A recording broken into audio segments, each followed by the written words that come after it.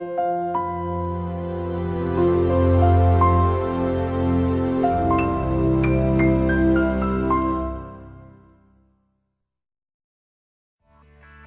my pleasure to be here to present to you the ultimate proof of creation. And that's not just hype. I believe that there is an ultimate proof for creation, and I'm going to present that to you today, and that alone ought to be worth the price of admission, don't you think? An argument that you can't refute, an argument that for the biblical creation worldview that is irrefutable. And when you present this argument to people, however, I have to warn you about something, because a lot of people think, well, if it's an ultimate proof, then when I present it, the person ought to convert right there. But the fact is, people are not always convinced, even by a very good argument. Isn't that right? And people sometimes are convinced by a very bad argument. That's what logical fallacies are. They're bad arguments that people tend to find convincing. So I can't promise you that this argument will necessarily persuade people, because there is a difference between proof and persuasion. Just because an argument doesn't persuade doesn't mean it's not a very good argument. It doesn't mean there's anything wrong with the argument. It means there's something wrong with people. People are not always completely rational. But you see, it's not our job, really, to persuade people. Our job is to give a defense, to make an argument for the Christian worldview. And that's what I'm going to show you how to do today. And I can guarantee you this: there will be no rational comeback from this argument. It is absolutely irrefutable.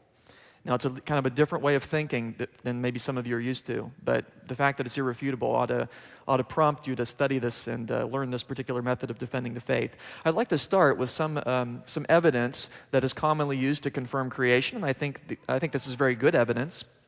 I'd like to start with information science. Dr. Werner Gitt, one of the world's experts on information science, says there is no law of nature, no known process, and no known sequence of events which can cause information to originate by itself in matter.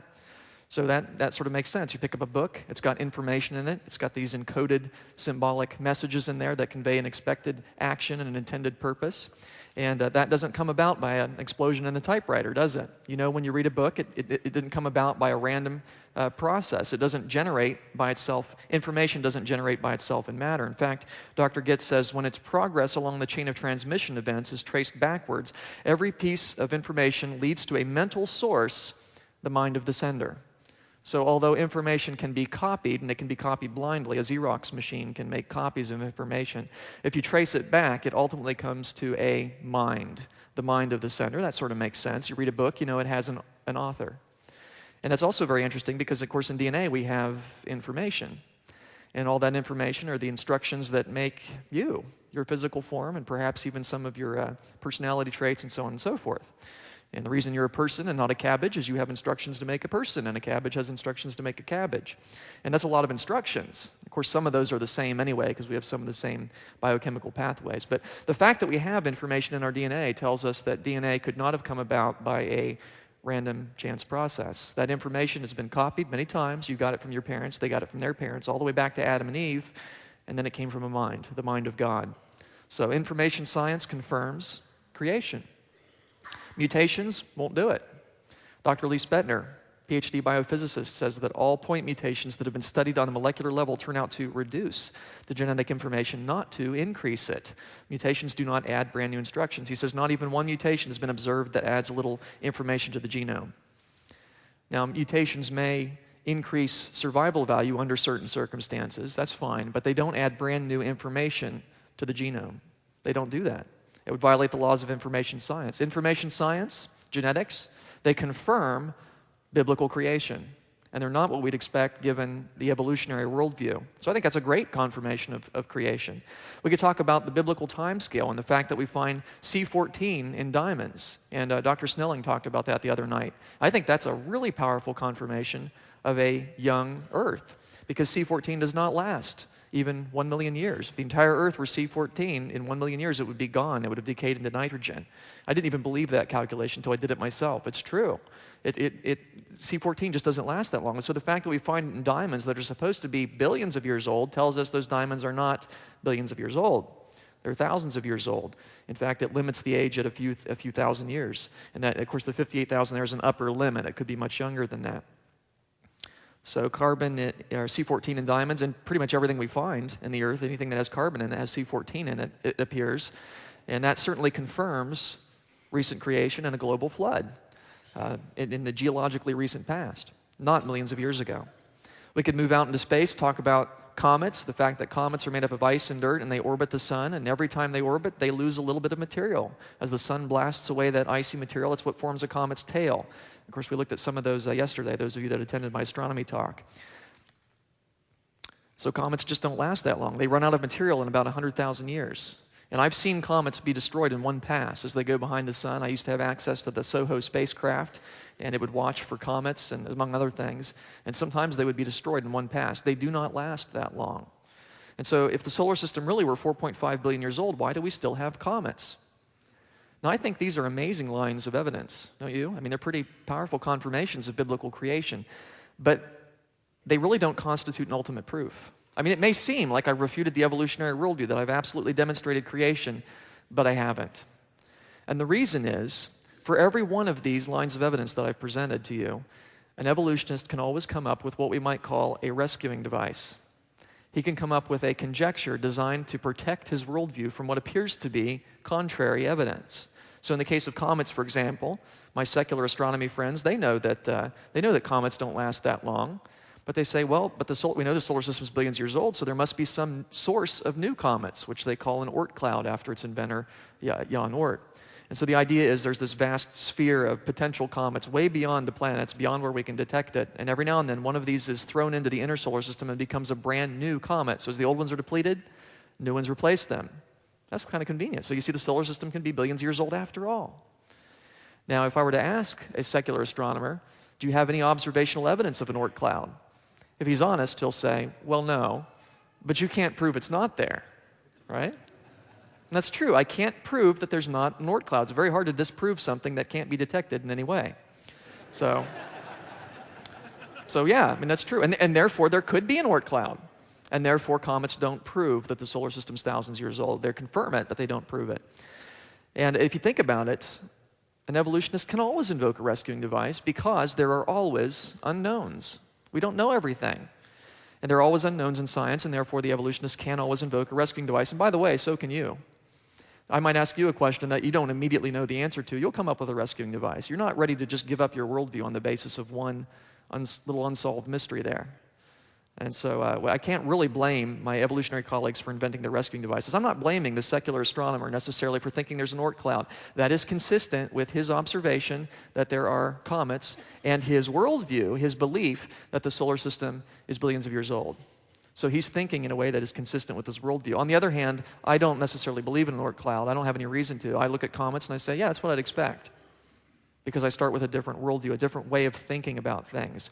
If you think about it, creationists and evolutionists really all have the same facts, don't we? I mean, I have access to the same DNA patterns, I have access to the same fossils, the same stars and galaxies as my evolutionary colleagues. We have the same facts, the same physical evidence, as it were. We have the same science. I use physics and chemistry and astronomy. My secular colleagues use physics, chemistry, and astronomy. We have the same science. Why then do we draw such different conclusions about the past? And the answer is we have a different starting point, a different worldview, a different way of thinking about things, which you can liken unto mental glasses. Those of you that wear glasses, you know that if you have those off, the world looks fuzzy. You put those glasses on, the world snaps into focus, and you see things as they are. And I like to think of the Bible like corrective lenses. You think about things from the perspective of biblical history, you see the world as it is. I like to think of evolution like red glasses. You put on red glasses, the world looks red. Not that the world is red, but that's what you see, because you see it's biased because of the glasses you're wearing. Now, I realize, of course, evolutionists will say, oh no, we're the ones wearing the corrective lenses, you're the ones wearing the red glasses, and we're going to have to argue for that. My point here is simply that we all wear mental glasses. We all have a worldview. We all come to the evidence with certain preconceptions, with certain beliefs about how that evidence should be interpreted. Now, some people might say, oh no, not me. I don't have a worldview. I believe we ought to come to the evidence neutrally and objectively. Well, guess what? That is a belief about how to interpret evidence. See, the philosophy that we should come to evidence without a philosophy is itself a philosophy. It's just a very bad one because it's self-refuting. Your worldview is all of your most basic beliefs about reality, which we call presuppositions. Presuppositions, your most basic beliefs about the universe, about how we know what we know, and so on and so forth. They are the rules of interpretation that we assume at the outset before any investigation of evidence. Before you do an experiment, a scientific experiment or otherwise, before you do anything, you already have certain beliefs about how the universe works. You already have certain presuppositions. For example, the belief that your senses are basically reliable. You take that for granted, that what you see and taste and touch and smell and so on really corresponds to the actual universe. You couldn't do an experiment on a rock if you didn't already believe that. You'd look at the rock and you'd say, well, just because I see it doesn't mean it's necessarily there. So there's no point in doing an experiment on it. You presuppose that your senses are basically reliable. That your memory is reliable is a presupposition. You believe that what you remember actually happened, right? For the most part. Now, if I asked you, how do you know that your memory is reliable? You say, oh, well, Dr. Lisle, that's easy. I took a test 2 weeks ago. I did very well on it. It was a memory test. Excuse me, how do you know you took a test 2 weeks ago? See, just because you remember it doesn't mean it happened unless you already presuppose that your memory is reliable.